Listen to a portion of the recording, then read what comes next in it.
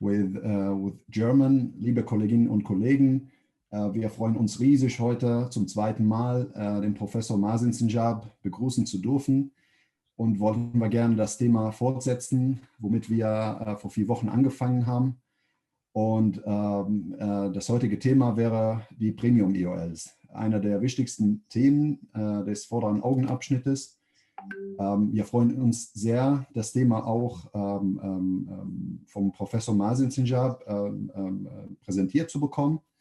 Der ist einer der weltweit berühmtesten Kataraktchirurgen, auch Refraktivchirurgen. Und wir können, glaube ich, langsam starten. Dear all, we are very happy to welcome Professor Mazen Sinjab, the worldwide very well-known refractive surgeon and cataract surgeon. And we are very happy to continue our second session, our second lecture, with the subject Premium IOLs. We are delighted to have Professor Mazen Sinjab as our guest. And I will give you the word, Professor Mazen. So please. Bismillah ar-Rahman ar-Rahim. Assalamu alaikum wa rahmatullahi wa barakatuh. Thank you very much, Dr. Somar, for this kind invitation. It's my great honor and pleasure to be with you with this meeting and with this gathering. And I'd like to thank Dr. Mustafa as well for organizing. And hello, everybody, wherever you are. Today, I'm going to start sharing the screen because the lecture is very, very fatty, so we have to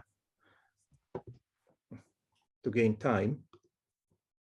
Meanwhile, just a reminder that in the part 1, we talked about the aspheric lenses and spheric lenses, when to use and when not to use, based on the asphericity of the cornea and based on 2 factors: the depth of focus and the willing of the patient to see near vision better than quality of vision, or vice versa, quality of vision on the account of near vision. Now, today, I'm going to continue the talk. And as we said that when we remove the lens from inside the eye and we put a lens, then the eye will be under the effect of 2 factors. The first one is the corneal asphericity, assuming that, of course, there is no high order aberrations in the cornea, or if the high order aberrations are within the cornea, within the normal range. And the other factor is the type of the IOL that's implanted. We all know that we have plenty of lenses in the market, but those lenses can be gathered into 3 groups: the monofocal lenses, the multifocal lenses, and the extended depth of focus lenses.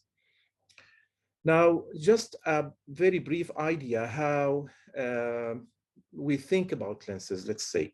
The monofocal lens is a lens that gives focus for it has only one focal point. So it gives a focus only for one distance.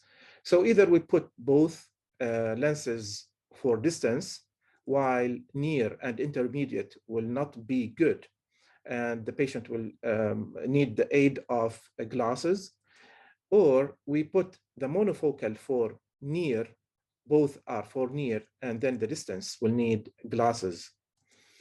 Sometimes we may go for monovision, which means that usually we keep the dominant eye for distance and we overcorrect the or let's say that we do an add to the other lens in the non-dominant eye, a difference of -1 to -175, in order to keep it for reading distance. But in this case, in the monovision, the intermediate distance will be not that good. In order to get the intermediate, then we have to reduce the difference between the dominant and non-dominant eye. So the difference will be between -0.5 to -0.75. In this case, we will cover the intermediate, but unfortunately, the near vision will not be that good.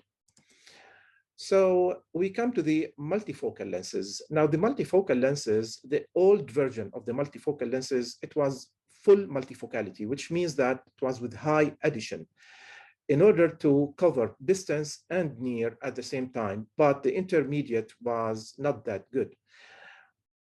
In addition to, of course, induction of some side effects, what we call the dysphotopsia, as we will mention later.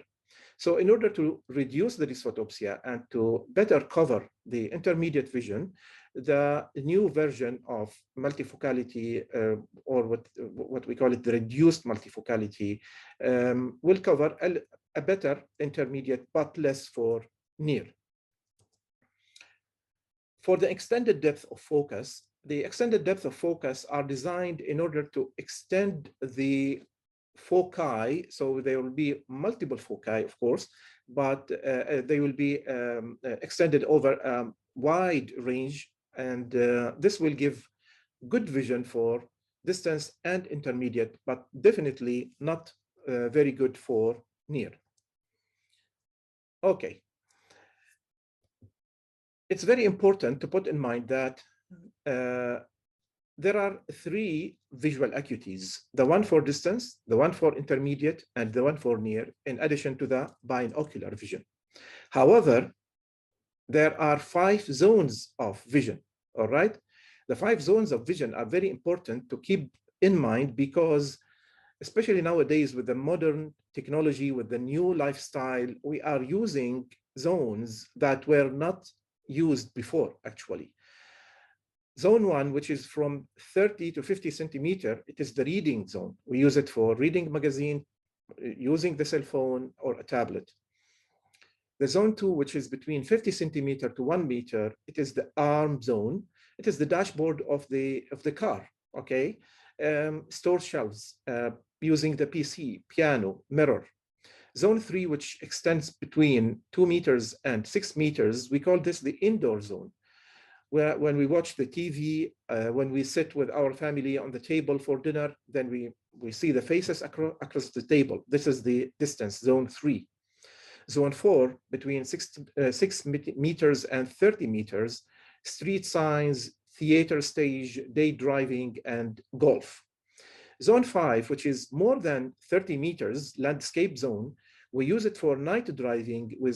We use it in sports games, watching, stargazing, for example. So as you see, it is not only near, intermediate, and distance. It is 5 zones. Accordingly, there is a very rough and approximate distribution of the IOL performance according to these 5 zones as follows. The monofocal for near will cover zone 1 and zone 2. The monofocal for distance will cover zones 3 to 5. The monovision, when we put one eye for distance, one eye for near, can cover near and distance, and the mini monovision can better for intermediate, and the EDOF is good for zone 3, 4, and 5, but not that good for 1 and 2. And the multifocal, they claim that it should cover everything, but unfortunately, there is no multifocal that can cover everything. All right, there are general considerations before we say that we can implant a presbyopic lens. All right, pupil, angle kappa, and corneal high order aberrations. Pupil, we have to look at the shape, location, size, and dynamic shift. Of course, we cannot implant presbyopic lenses in such pupils. Angle kappa is very important. Angle kappa should be less than 500 microns, and preferably it should be less than 400 microns. Otherwise, the lens performance and efficacy will be much less than what we expect, and at the same time, it will cause dysphotopsia. When the pupil location is not central, as you see here, it is eccentric as well, the presbyopic lenses are not suitable. When the pupil is very large or very small or asymmetric, then presbyopic lenses are not suitable. We can measure the pupil size in scotopic, photopic, and mesopic conditions, but the most important is the dynamic as well. In the dynamic, we can check how much or how what is the range of change in the pupil center while in the scotopic, mesopic, and photopic conditions. This range of movement, as you see here, should be less than 0.2 millimeters. Otherwise, then the patient may suffer from dysphotopsia.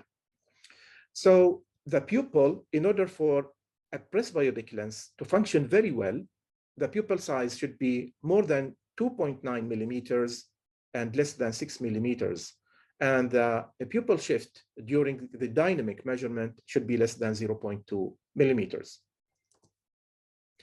Regarding the corneal high order aberrations, if you are using Pentacam and Galilei, these are the cutoff values. The normal RMS for the 5 high order aberrations that, as you remember in part 1, we talked about to study the only 5 high order aberrations, the 3rd order, and the spherical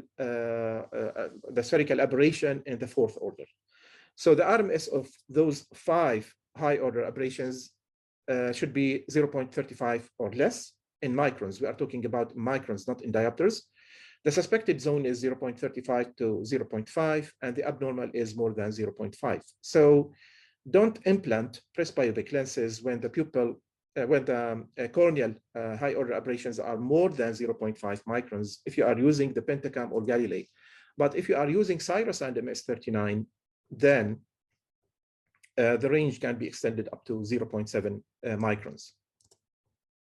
Thank you for listening. It's a joke. That was the appetizers and now the main course. So you have to drink a cup of coffee in order to stay awake. Now, back to this slide. As you see, we have this rough approximation. However, there are 3 pillars or 3 elements. They are very much correlated when we talk about presbyopic correction. Either we are talking about presbyopic correction on the level of the cornea, for example, laser-based presbyopic correction, or on the level of the lens, when we talk about lens-based presbyopic correction. These 3 elements, which are very much correlated, are visual acuity, depth of focus, and dysphotopsia, induction of dysphotopsia.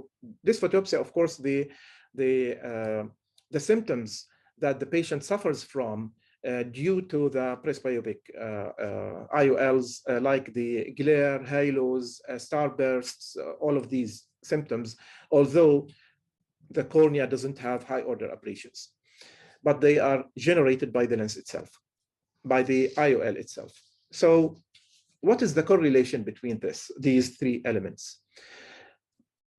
Of course, in the presbyopic correction, we are keen to achieve high depth of focus, either by the laser or by the IOLs, all right?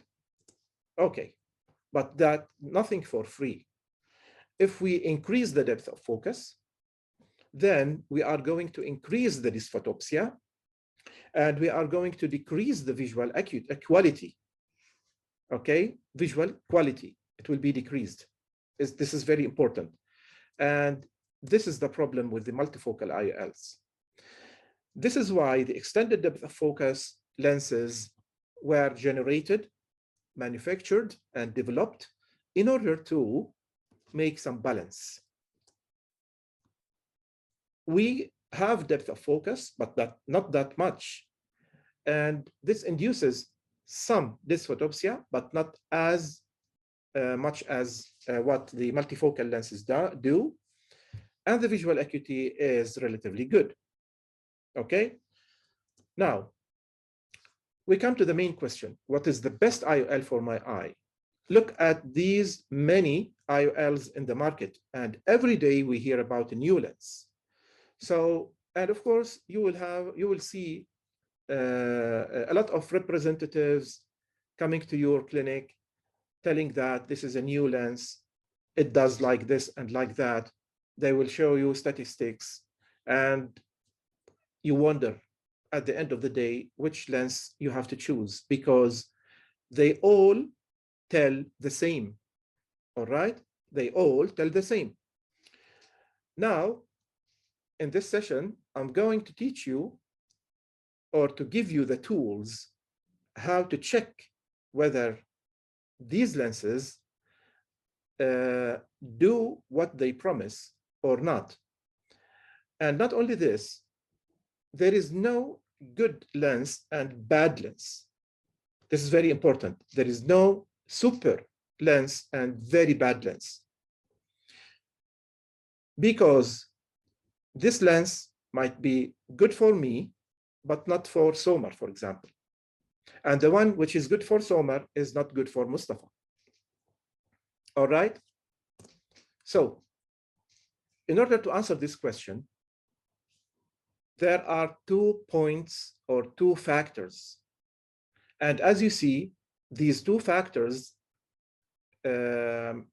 criticize the lens itself and depend on patients' needs and activities. And we take into consideration whether these activities are in day or night. Okay, let's see.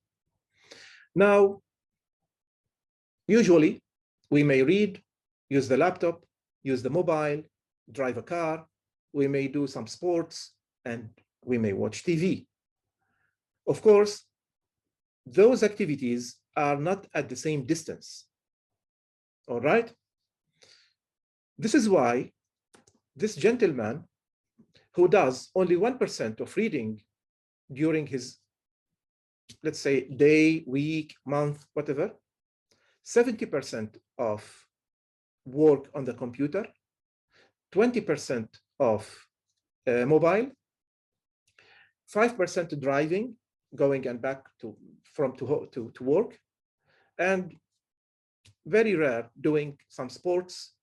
And at the end of the day, this gentleman may watch TV because he is tired and just he would like to sleep, and next day he has some work. So this gentleman cannot be treated just like this other one who spends only 30% of his waking hours on the laptop, 20% on the mobile, while he spends a lot of driving time and just 10% for the TV. And of course, we cannot treat this with this engineer who is spending 60% of his waking hours outdoor because he is a constructive engineer, and he is driving between the projects 20% of his time. So most of his time is just for distance, and few or let's say very little time it is just for near or intermediate. Okay, and this night driver spends most of his time driving just at night. All right, so as you see, those activities will have an impact on our decision. We cannot take a lens and put it in our stock, 50 lenses, and we say we are going to implant this lens for all just because the presentations that we hear in the conference, or just because the company claims that it is good for all distances. We don't do this. We have to take activities into considerations. And we have to take the IOL performance. Maybe you have seen such graphs in some of the presentations. What do you think, Somer and Mustafa? Have you seen such graphs in some of the presentations before? Keep seeing such graphs. I mean, every representative of every company tries to bomb us with such graphs. Yeah. Okay. So this is what we are going to do today in order to understand these graphs and what they stand for, and how to criticize these graphs, and how to know whether they are suitable, okay, or not suitable for activities. Okay, based on the activities of that specific person. All right. So to understand this graph, let me explain to you. Look at the Can you see my mouse, my cursor on the screen? Not really. No, I don't see it. Just let me see. Okay, no problem.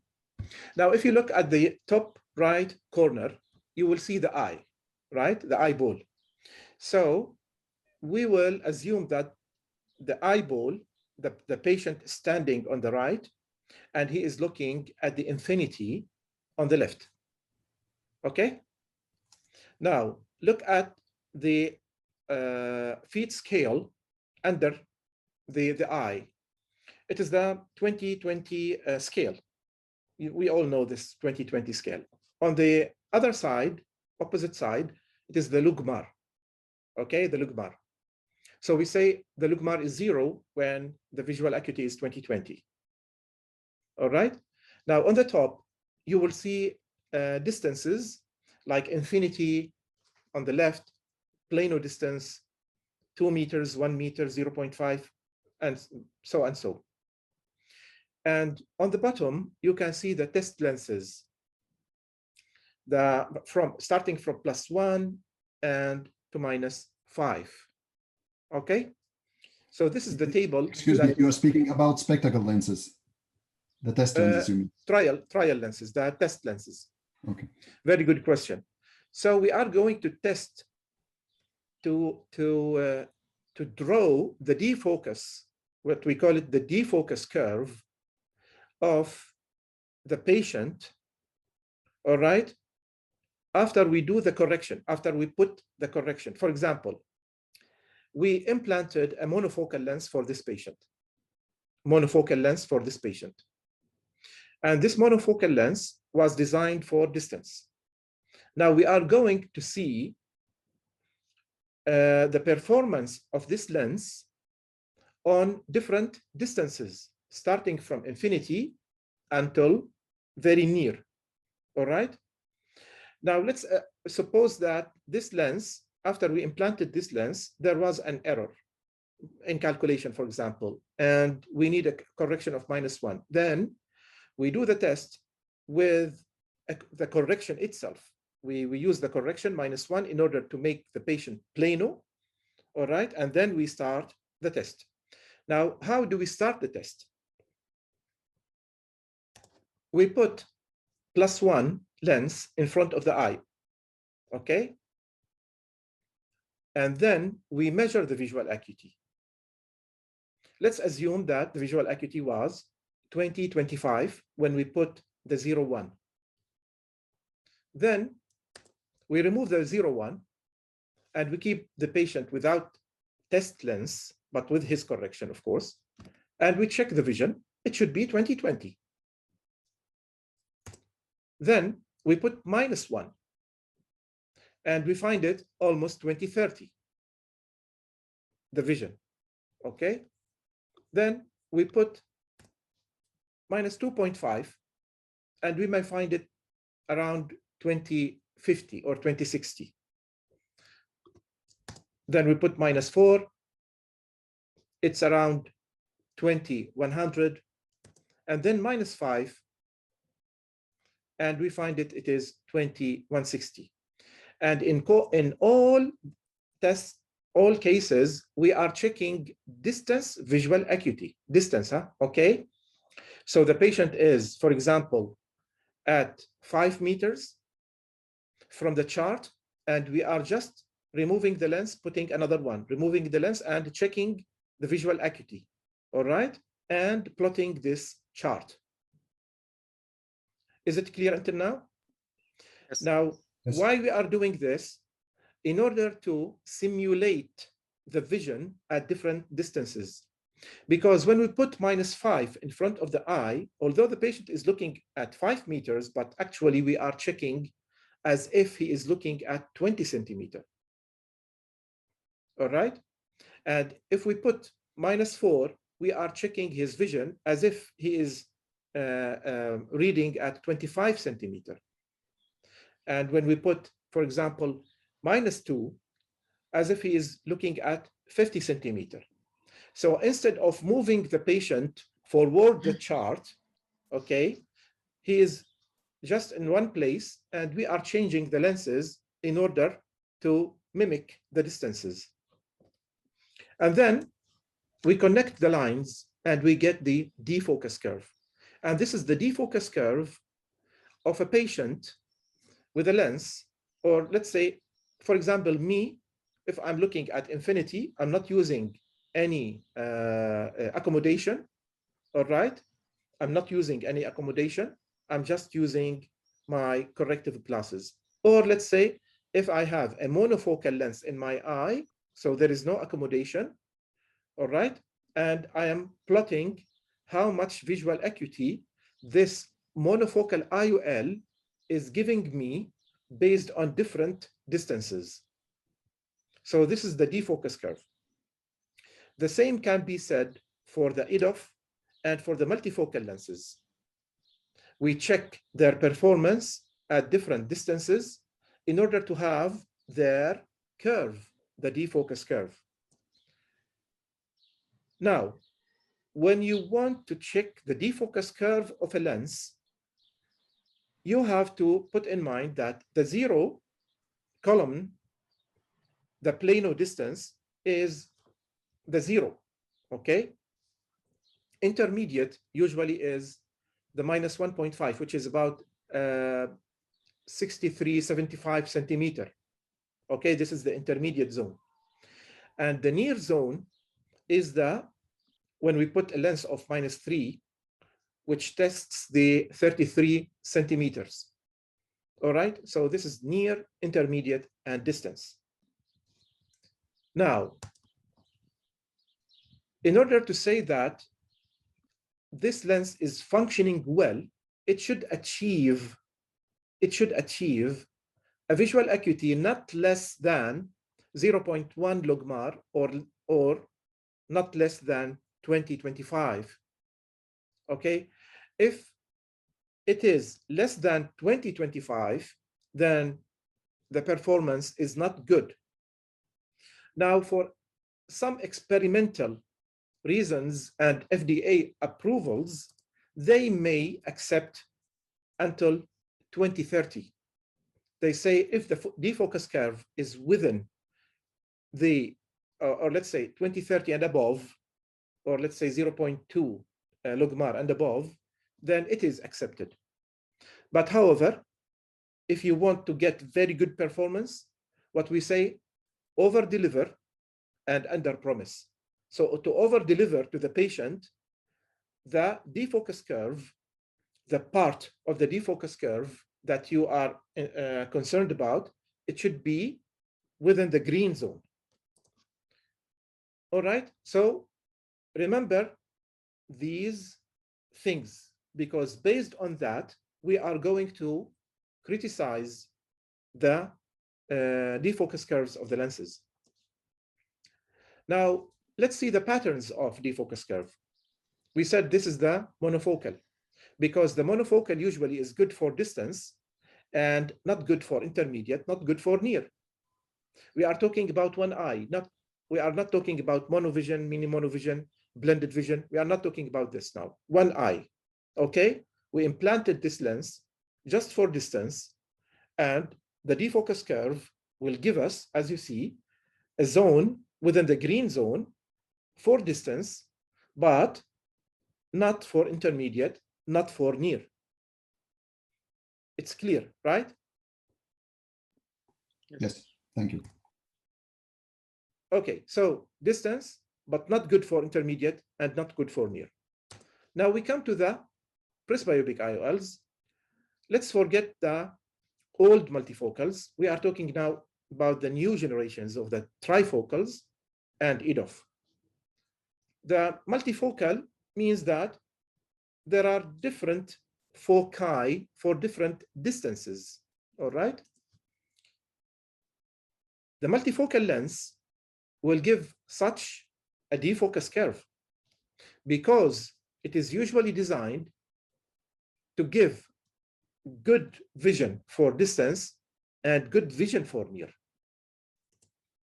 Okay? This is the multifocal. We come to the EDOF IOLs.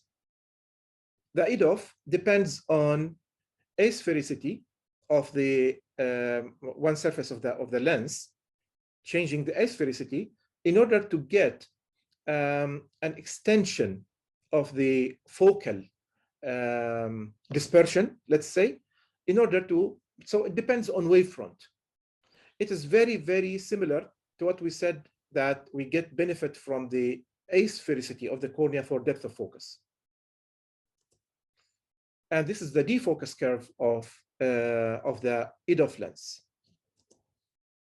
It is good for distance and for intermediate, but not for near. Okay, now how to study the defocus curve?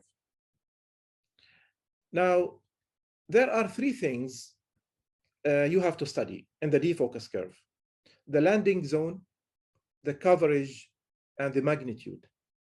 Okay? The landing zone. What is the landing zone? This is the landing zone. It means that the zone that the lens can cover efficiently in the green zone. Okay? So this is the landing zone for the monofocal. Now we come to the EDOF. This is the landing zone. All right? So it can cover efficiently this area, which is within the green zone. We come to the trifocal lenses. There are two types of trifocal lenses: trifocal lenses with mild add and trifocals with high add. Okay? Now, this is the trifocal lens with mild add. This is the landing zone. As you see, it is extending more and more. All right? However, trifocal lenses with high add could not achieve the consistency within the green zone, because the high add will make a trough in the middle, as you see. So if you add more, if you find a trifocal with an add very high, it means that the intermediate will not be good, because the landing zones are just for near and distance. Perfect. Now the coverage. Okay. The coverage is very similar to what we said in the landing zone. All right. So the coverage of the defocus is small for distance. For the EDOF, it is large for distance and intermediate. For the trifocal, it is very good for distance, intermediate, and let's say from zones, you remember we have 5 zones. Let's say from end of zone 2 until zone 5. While the trifocal, the high add, it covers very well the near and the distance, but not the intermediate. Now we come to the magnitude. Why we need to know the magnitude? Because the magnitude is responsible for the dysphotopsia. What is the magnitude? Now, as we said, we need the effective zone. And let's assume that we are going to depend on the experimental and FDA and so on considerations. So we are going to consider as well the zone that extends to 2030. So both the orange and the green, but within the range that we need. Distance, intermediate, and near, of course, and the zones in between. Great. So this is the effective zone. Now, the monofocal. As you see, this is the magnitude. Magnitude, vertical magnitude, I mean. Vertical magnitude. Now, because it is only one landing area, okay, it gives a focal point. There is no dysphotopsia with the monofocal lenses. we come to the the EDOF. Although it is only one landing zone, but because it extends over wide range, then there is dysphotopsia, but not that big, not that bad. This is the dysphotopsia given by the EDOF. And if we come to the trifocal, okay, the magnitude is, let's say, is high and wide, so we have more dysphotopsia. Now, in the high add, because it is two magnitudes, and let's say there are fluctuation, we call this fluctuation in the curve within the effective zone, then we have more and more dysphotopsia. So you can see that all are correlated. The landing zone, the coverage, and the magnitude. The more zones, the more dysphotopsia. Now, this is a comparison between the monofocal and the EDOF.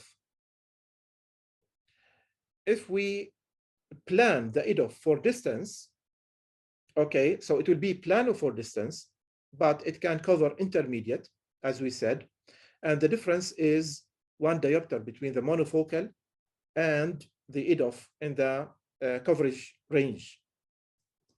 However, we may play a little bit with the EDOF by making it targeting, let's say, the refraction, post-op refraction to minus 0.5. All right, so we make the, for example, if the lens is 20, we put it 20.5, for example, in order to achieve minus 0.5. So it means that we are pulling the curve towards near, as you see. So back to the main question. We have plenty of lenses in the market. I'll show you some examples. Now, because this graph used the opposite, because the eye is on the left, all right? So the near is where the eye is, and the infinity on the opposite side, on the right, on your right, okay? So now this is not a lens. This is a measurement of the percentage of activities of this patient. So this is a patient. This patient uses almost 20% of his time in the intermediate, because it is between 1 and 0.67 meters, okay? And let's say the largest time is between 0.5 meter and 1 meter. In addition to part of distance vision, he spends some time for distance vision. So let's assume that we can measure the activities in a way in order to plot a graph that this patient is spending most of his time in the intermediate and part for distance, while reading, as you see, reading activities is very, very, very small. So if we apply, for example, if we have a lens in the market, and this is the defocus curve of this lens, which is in white, and we apply this defocus curve on this patient, and we use the efficient zone, as you see, and because I'm going to over-deliver and under-promise, I'm going to make this efficient zone 2025, not to 2030. So as you see, this lens can cover all activities in the efficient zone. So this is a very good lens for this patient. While the other lens, which claims that it is very good for near, is not good for this patient because it is not good for the intermediate distance, as you see. Is it clear? Everything is clear? Yes, doctor. Yes, I think Perfect. so. Now, you see, in the intermediate, it cannot cover, while this patient would like to use the lens for intermediate most of the time. So part of the intermediate cannot be covered. Now, what about this lens? This lens is very, very bad for this patient, because as you see, most of the curve is out of the efficient zone. So this area cannot be covered by this lens. So he will need glasses for this distance. And this is another one. This is the worst lens for this patient, although it is super for near. But this patient doesn't need near. He needs intermediate. All right? Now we come to example number 2. This is another patient who spends very little time for near, relatively little time for intermediate, but the largest time is for distance. Okay? So this is the efficient zone. And if we use this lens, it will be helpless. Okay? Because it covers nothing. If we use this lens, quite good, but not that much, because it cannot cover the very little intermediate, the very little near. Okay? Let's look for another lens that can better cover. Okay?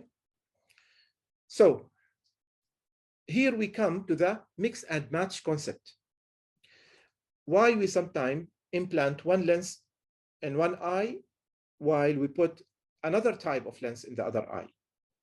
The answer is to get better coverage, because nothing optimum, and to reduce dysphotopsia, because the more you need from the lens, the more dysphotopsia it will give you. Okay? So usually we have this mix and match, monofocal with monovision. So one eye for distance, one eye for near. Monofocal with mini monovision, as we saw before. There is monofocal with multifocal. There is monofocal with EDOF. There is multifocal with EDOF. All right? Now, let's see. If we match monovision, monofocal with monovision, it means one eye for distance, one eye for near. This is mini monovision. One eye for distance, one eye for intermediate. This is monofocal with trifocal mild add. This is monofocal with trifocal high add. This is monofocal with EDOF, just intermediate and distance. This is monofocal and EDOF, but the EDOF is pulled towards the near by just minus 0.50. Of course, we can pull it more. Some doctors may pull it up to minus 1.5. So they use the EDOF as a monovision as well. Okay, +1. EDOF with trifocal mild add. EDOF with trifocal high add. Now, let's take example number 3. Let's assume that you cannot plot the activities of the patient in a graph, but at least you can ask the patient about the activities. I always say that we are approaching a patient, not approaching the eye. Surgeons should approach the patient, and finally they approach the eye in the operating theater. All right? It is very similar when we deal with the dry eye disease. When we deal with the dry eye disease, we should not be reactive. We put the patient on the slit lamp, we see dry eye, okay, lubricant. The representatives of restasis and representatives of Xidra, every day coming and going, you have to use, better to start early, like this, like this. We should not be reactive. All right? We treat the patient, not the eye. We have to approach the patient comprehensively. This is why part of the presbyopic lenses is to ask about percentage of activities. You have to sit with the patient, spend time. You have to ask how much you read, how much you spend on the computer, how much you use the mobile, how much do you drive during the day, how much you spend for sports distance, for example, how much do you watch the TV.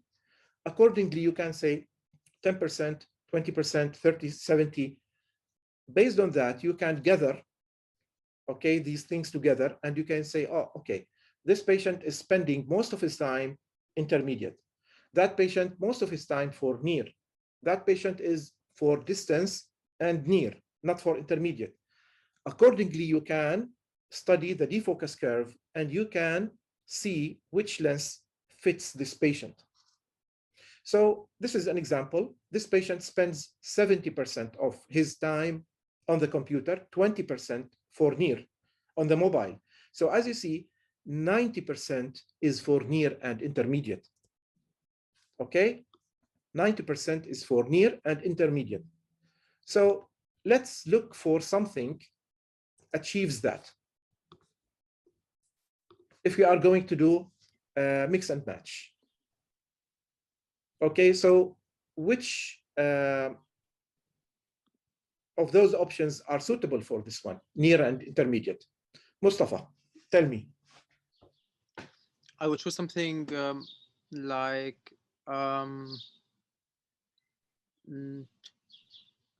trifocal mild add with monofocal, but like in the near area.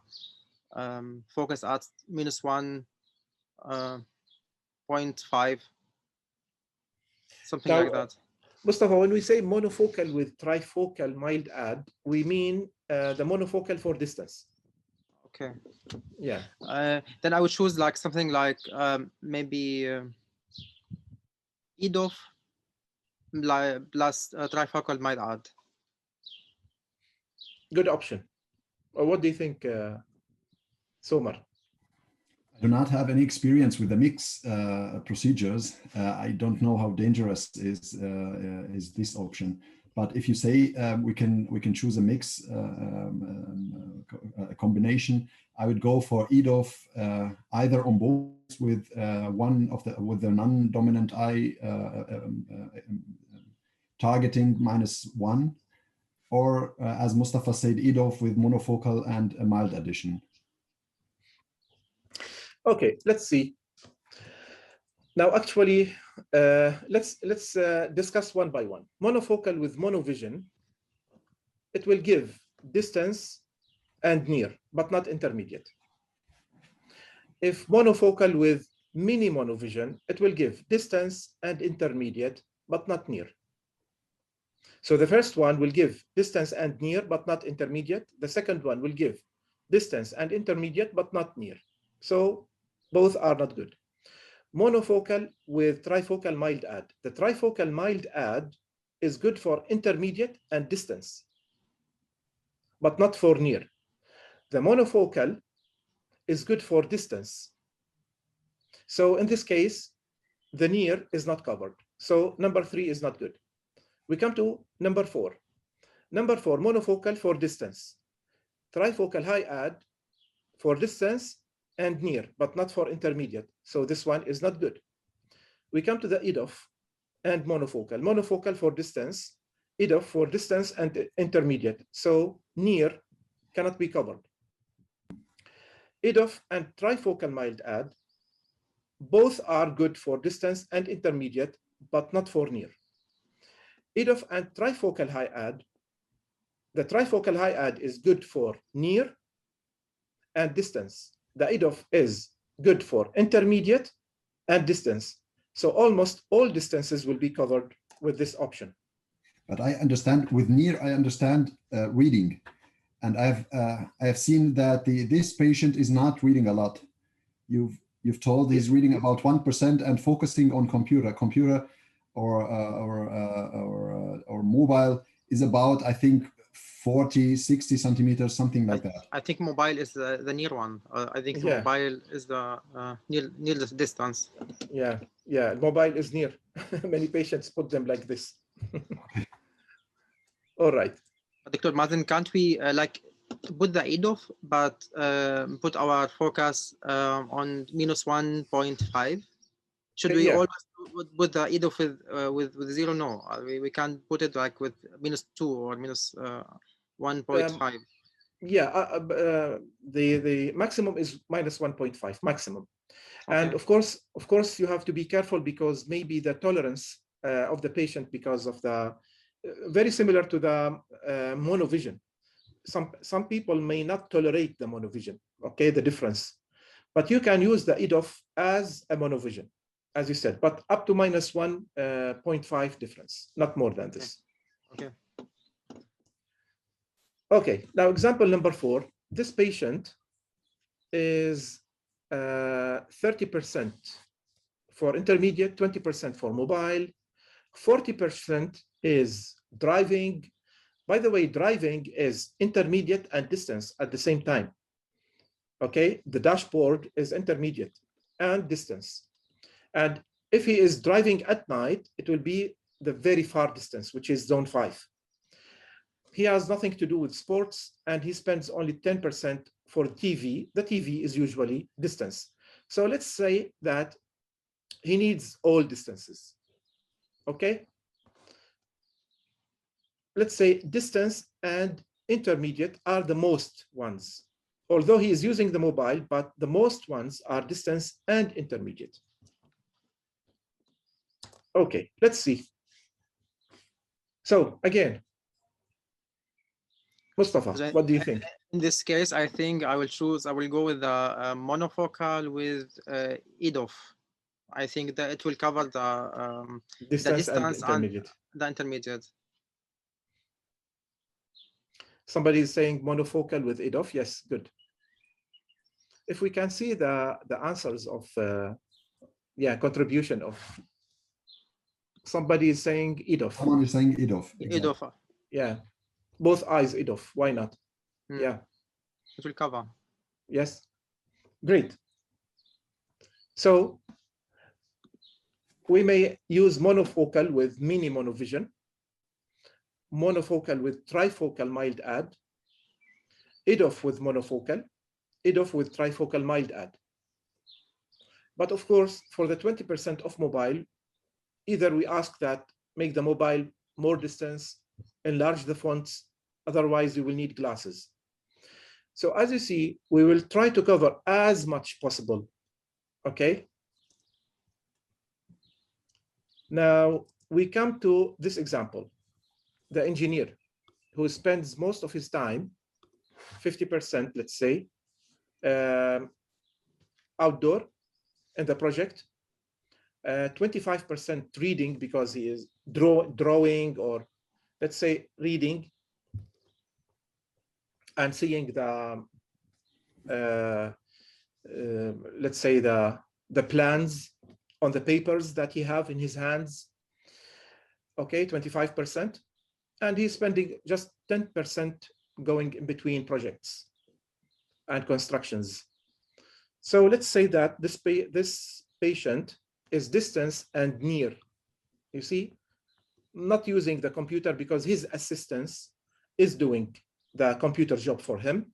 So he is using just he's reading the plans and the papers that he have and outdoor. So distance and near together. So in this case, what do you think? I think maybe the trifocal in both eyes will do with high add, or monofocal with monofocal and trifocal high add, or EDOF with trifocal high add. Now remember that we are trying to avoid using trifocal in both eyes because of the dysphotopsia. And when we implant the trifocal, especially the high add, we usually implant it in the non-dominant eye. Okay. And we use the other type of lenses in the dominant eye. Okay. Maybe in this case, number 4 or number 7. Great. So we have answers from the colleagues. 1, 4, 7, 5. Another one saying 4. Another one saying 1 or 4 or 7. I think 1 is by choice. Yeah, the 1475 is from Lara Youssef. Exactly. Yeah, our colleague. And my student, actually. I published a study with her. Welcome, Lara. Now, so let's discuss one by one. We have the monofocal with monovision. It's good for distance and near. Why not? Right? Because distance with a monofocal one eye and the other one for near. Monofocal with mini monovision. The mini monovision is good for intermediate, but not for near. Monofocal and trifocal mild add. Mild add is for intermediate. Monofocal with trifocal high add is a good option because the high add will cover the near. EDOF with monofocal, both good for distance, EDOF for intermediate, but not for near. EDOF and trifocal mild add, they are good for distance and intermediate, but not for near. EDOF and the trifocal high add, this is a very good option as well. So we can see that number 1, 4, and 7. This is the final example. This is a night driver. 75% of his time is driving at night. Avoid using the presbyopic lenses. Okay, so better to use monofocal with monovision or monofocal with mini monovision because he will suffer from dysphotopsia. So, a take-home message: new technologies are okay, but nothing for free. Consider patients' needs and activities, and there is no single super IOL. This IOL is super for this patient, and that IOL is super for that patient. So don't listen to the representatives, don't listen to the companies, don't look at the charts. They are causing headache to us when they talk about it. Just think what you want to say to the representative. Just show me the defocus curve of your lens. That's all what I need. And now you know how to study the defocus curve. Remember the green zone, which is 225 and above. Remember the zones that we need to study: near, distance, and intermediate. Remember to sit with the patient and to know exactly the activities they are doing. Accordingly, you can put this defocus curve on this activity, and you can say whether they match or mismatch. This is the only way to give the patient the optimum result. Thank you very much. Thank you, Dr. Mazen. Very much, Dr. Mazen, for the very detailed explanation of a very complex subject such as the premium IOLs. I have to say I cannot enough recommend for everyone who is interested in refractive surgery to register in the masterclass, which is Professor Mazen providing. I think this is one of the very few, if not the only one worldwide, which is discussing such subjects in very deep details. So thank you very much.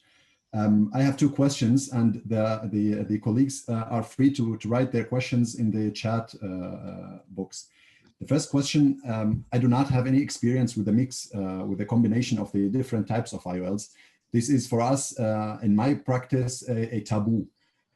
As we think this might be very dangerous because of the neuroadaptation of the different patients. How is your experience with the different combinations, EDOF with trifocals or trifocals with monofocals or something like that? Actually, there is no problem at all, especially if we select the mismatch, the mix and match properly, and we explain to the patient the aim of this properly. If we explain to the patient the expected results all right, if we give the patient the full time to discuss pre-operatively, then you will find very, very nice results. Very nice results you will find. Of course, I did implantation of trifocals in both eyes together and with very good results. I'm not saying that don't do this, all right, but sometimes you may need to do that for some circumstances or some very, very special, let's say, activities. So just to put it, an option. The mix and match is an option. It is not a must. It is not an alternative. It is an option that may add to the patient. Thank you. Another question, which eye do you use for the second IOL? I mean, if you use monovision, you take the non-dominant eye for the myopic shift. If you have a combination between EDOF and multifocal and trifocal, or a combination between two trifocals, you use always the non-dominant eye. Did I right understand that? Yeah, let's say that if you are, if you want to put EDOF in one eye and a trifocal in the other eye, you put the trifocal in the non-dominant eye. Now, if you mix monofocal with EDOF, you put the EDOF in the non-dominant eye. Okay, so try to keep the non-dominant eye for those premium lenses or presbyopic lenses. All right. Thank you very much. I have two questions myself. You said like the EDOF is thought for the intermediate barrage, something like that. Is there differences between the EDOFs that are available on the market? Yes. Or are they all the same? Yes.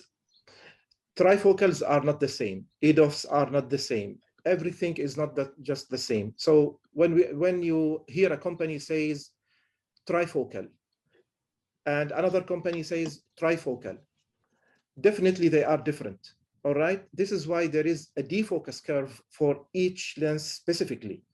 This is why when you want to use any lens, you have to check the defocus curve of this lens, and that's available. You can go online, you put defocus curve of this lens, and you will find it. So accordingly, with the tools that I presented in this lecture, so you can know now how to check whether this defocus curve fits your patient, all right? So no, EDOF lens is not similar in every manufacturer, okay? Trifocal lens is not similar in every manufacturer. The second question, I have seen some colleagues use two EDOFs, as the one in the dominant eye with the C refraction on the 0, and on the non-dominant eye like -1 or like -0.5. Yes. Do you have experience with that? Yeah. You can do, as I said in the lecture, you can use the EDOF for monovision as well, as a monovision. Okay. Last question, do you have experience with laser surgery of presbyopia? The cornea laser surgery with presbyopia, like you have sometimes one with 50 years old, and he comes to you and say, I like to take my glasses off. Do you do the surgery or say like wait a couple of years, then you will get the lens? Very good question. The very good question. Now, the first thing I tell this patient who is coming for laser-based presbyopic management, I say this is temporary. You will be happy with the result 2-3 years maximum, then you will have regression. Of course, some machines, although the machines do not talk, but some machines, they talk. They say that, no, I can guarantee 5 years, 6 years, but I don't believe machines, all right? 2 to 3 years maximum, and then the patient will come with regression. And the regression doesn't mean that the distance, there is a regression in the distance. I mean, a regression in the effect of the presbyopic treatment itself. So I tell this is temporary, all right? If you agree with this, we can start the workup. If you think that this is permanent, no need to waste my time and no need to waste your time. All right. Now, some patients agree. Okay, we agree. Why not? We don't want glasses. After 3 years, we may go for enhancement. We are fine. Then I start doing the workup, which depends on a lot of things, including tolerance test, including stereopsis test, all right? In order to check the neural adaptation, because all presbyopic treatments, laser-based presbyopic treatments, are based on one principle, which is one eye for distance and one eye for near, all right? In order to playing with the asphericity of the cornea in a way or another, all right? So there are 5, 6 platforms in the market doing presbyopic treatment, but all same principle. One eye for near, which is the non-dominant, one eye for distance, which is the dominant, and they play with the asphericity of the cornea in different ways. This is my way in explaining to the patient. Okay, thank you. So we have another questions from the colleagues. The first question is, how is patient adaptation with monofocal and presbyopia correcting IOL in other eye? I think we've spoken about that. We have many thanks from different colleagues. Excellent, really interesting. Thank you very much. Someone is asking for a link of your masterclass, Dr. Mazen. If you can post that in the chat box, we'll be very thankful. Another question: when we match monofocal with EDOF or trifocal, the monofocal is always in the dominant eye, and the other combination, do we use the trifocal always in the non-dominant eye? I think we have spoken about that also. So you do not recommend EDOF or trifocal for drivers? I think you have said driver at night drivers only, or not only night drivers. Some professions like night guards. Okay, night guards. حراس الليل. Of course, no way to implant presbyopic lenses for them. Someone is saying now we are strong with masterclass. Thank you. Is there a recorded video? Recorded video will be available, I think, on the Sinjab Academy channel. Inshallah. There's a question in Arabic. There's a question in Arabic. هل نوعية الرؤية في حالة عدسات EDOF multifocal IOLs أفضل من نوعية الرؤية لعدسات monofocal خصوصا contrast? Yeah, now I'll explain it in English for people not talking English. Now, the quality of vision, Osama is asking about the quality of vision, whether it is same and EDOF, multifocal, monofocal, or different. Now, what I found that the monofocal, let's say theoretically, monofocal, the distance vision, sharpness of distance vision is super in the monofocal. Comes next the EDOF, comes next the multifocal. Now, what I found it from my clinical practice that the monofocal and EDOF are super. Patients are telling that they can see HD, all right, for distance. And for the trifocal, they say that the contrast is affected, all right? The contrast sensitivity or the contrast of the objects is a little bit affected. They cannot see the objects very, very sharp or HD as they describe the EDOF or the monofocal. Thank you. Another question. And when we combine EDOF and trifocals, which one would in the dominant eye? I think we have spoken about that. EDOF in both eyes also have spoken about that. Single eye, do you recommend premium IOL or just monofocal lens? Very good question. If the single eye has no other pathologies, why not? Why not to let the patient enjoy his life? Yeah, no other pathology, no other contraindications, angle kappa within normal, pupil considerations, no high order aberrations. Why not? Another question, can we use premium IOLs in a patient who already have done LASIK surgery? Very good question. Depends on how much high order aberrations on the cornea.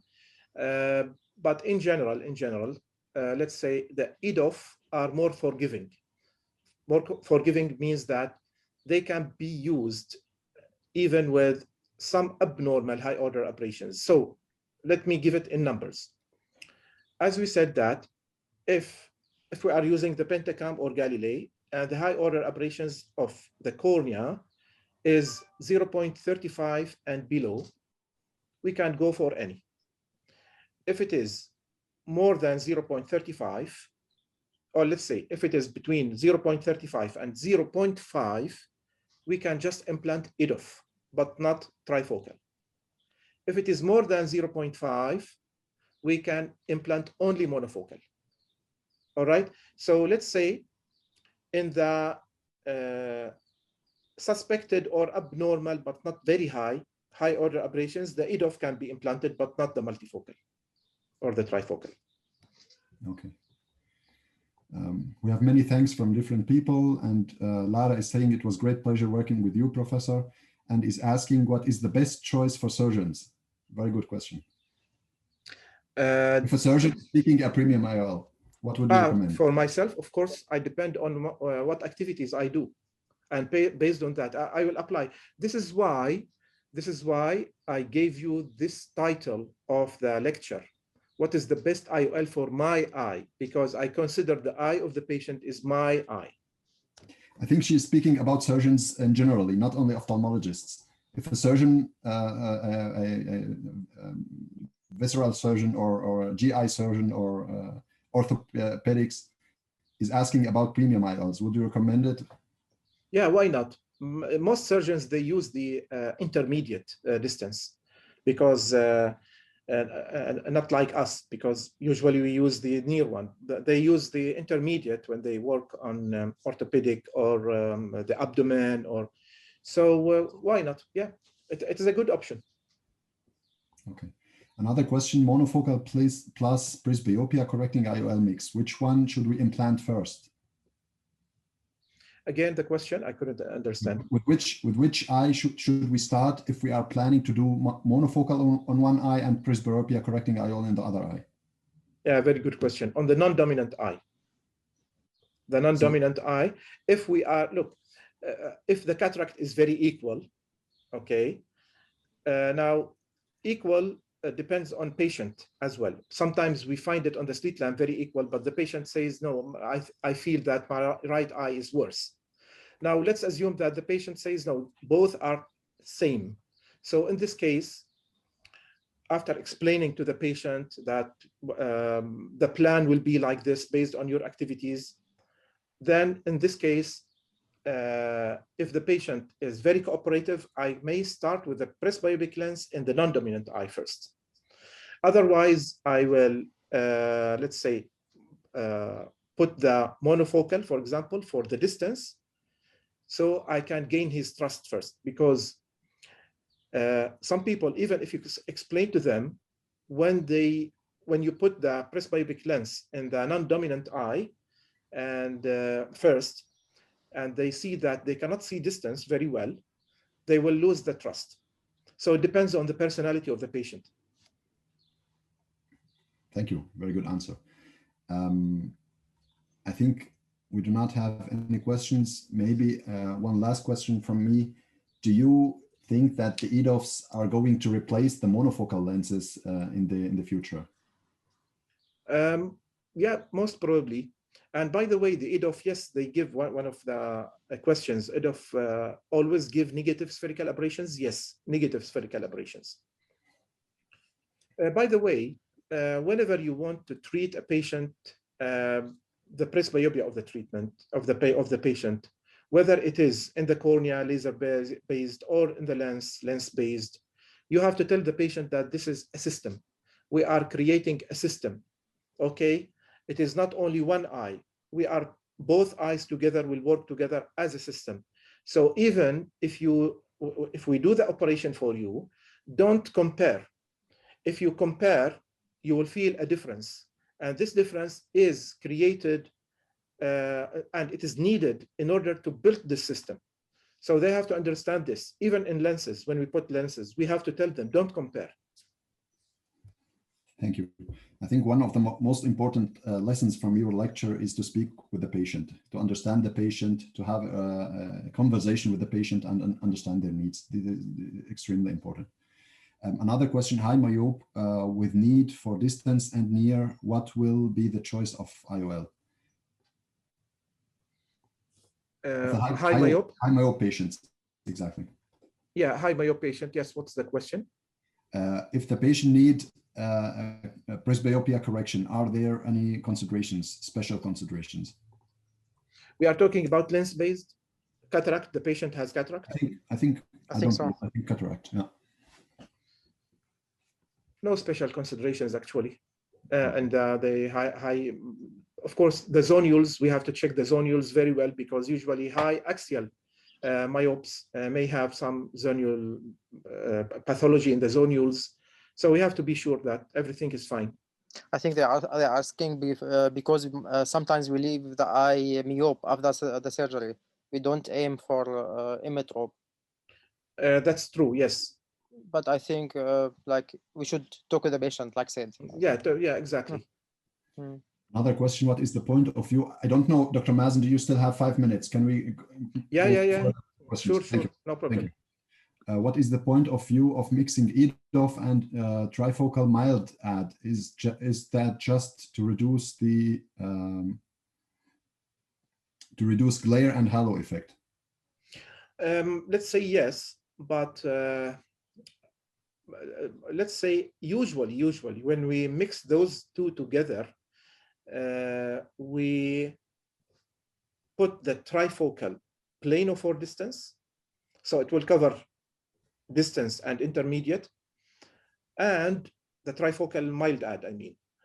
And the EDOF, we use it with more add in order to get near vision better. Usually, when we put the EDOF, we usually use it in order to get better near, not only for distance. But I did not explain this in the lecture because you can, of course, make many choices by addition. The principle of mixing the different IOLs is very interesting. You have non-ending possibilities, and you really have to find what the right option for the patient is. What is the X-wave technology used by some EDOF lenses, Alcon Vivity lens?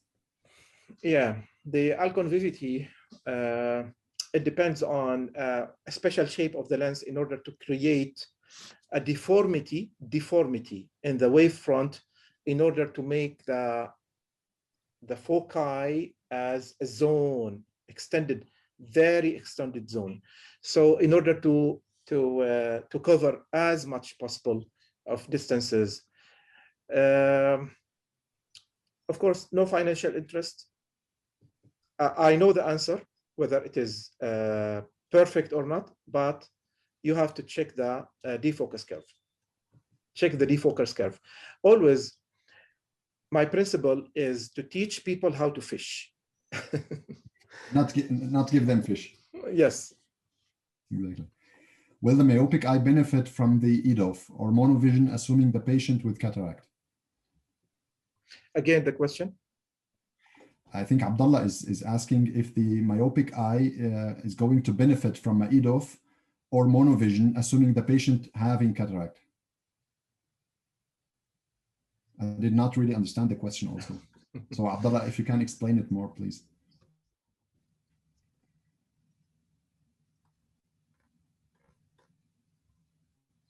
I think it is very rare to find a lecture this non-independent from the corporations, different corporations and companies. Thank you very much, Dr. Mazen. It's not easy to stay independent with this very big market and very interesting, financially interesting market also. Thank you very much for that. My pleasure. Actually, this is my policy in Sinjab Academy. I refuse any sponsorship from any company. I refuse advertisements, and I stay away from giving a lecture about any machine. Although I'm a user of some machines, but I don't give lectures about machines. I invite speakers to talk about this machine, another speaker for this one, another speaker for that one. But For me, I don't give lectures about machines. I give in general principles. I give the weapons to students and audience, how to criticize, how to know whether this is right or not right. But personally, I always stay away from the financial interest. Okay, thank you very much. Someone is asking for the video. We've said the video will be available on the Sinjab Academy channel and on our channel after editing. Another one is asking for a link for your masterclass, Professor Mazen. Yes, let me share the screen to show them the link.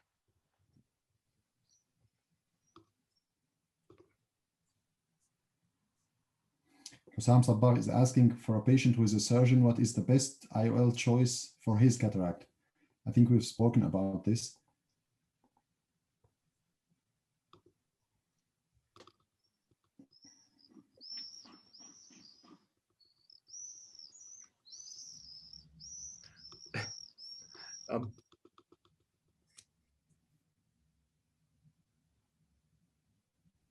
Good. Yes, this one. Now, it is www.sinjabacademy.org. You go to masterclass, you will find this dashboard, and you press on the masterclass, and then you browse it, and you will find how to register. Okay, registration is still open. Even if you miss the first, I think now we are going to do the session number 13 out of 19, all right? But all previous sessions are uploaded in the library. The library is accessible only for those who registered, so you can attend those recordings. And we have a Telegram group for Module 2 for asking questions. If you do not attend any session, you can still watch it on the library, and then you can ask questions in the Telegram. But all videos will be deleted on August 7, all right? And this is based on the agreement with the authors and the speakers. So if you feel you have sufficient time to watch the videos and attend the remaining sessions, then you can register. Otherwise, I don't recommend you to register and waste money, because August 7, all videos will be deleted. Okay. Thank you again, Dr. Mazen, for your time. Thank you for the great lecture today. We have learned a lot. I have learned a lot. I think I'm speaking in the name of all colleagues who have been today with us. Thank you again for your information. Thank you for teaching us. And I hope we will be able to welcome you again with a different subject and very interesting subject as always from you. Thank you very much. I would like to thank you, Dr. Mazen, as well. I would recommend everyone to register to Dr. Mazen Academy. I have learned a lot from the YouTube channel from you, very details. Thank you very much for your videos. It's like every in details, step by step. I have learned a lot from your channel. Thank you very much. Thank you, Somar, and thank you, Mustafa, for your kind invitation, and congratulations for your efforts and for the platform that you are directing. And I hope all the best for you. May God bless you and keep up, please. And I'm proud of you. Thank you very much. And I hope, of course, to participate in the future with more lectures. Thank you. Thank you very much again, Dr. Mazen. Yalla. Assalamu alaikum wa rahmatullahi wa barakatuh, everybody. Wa alaikum assalam.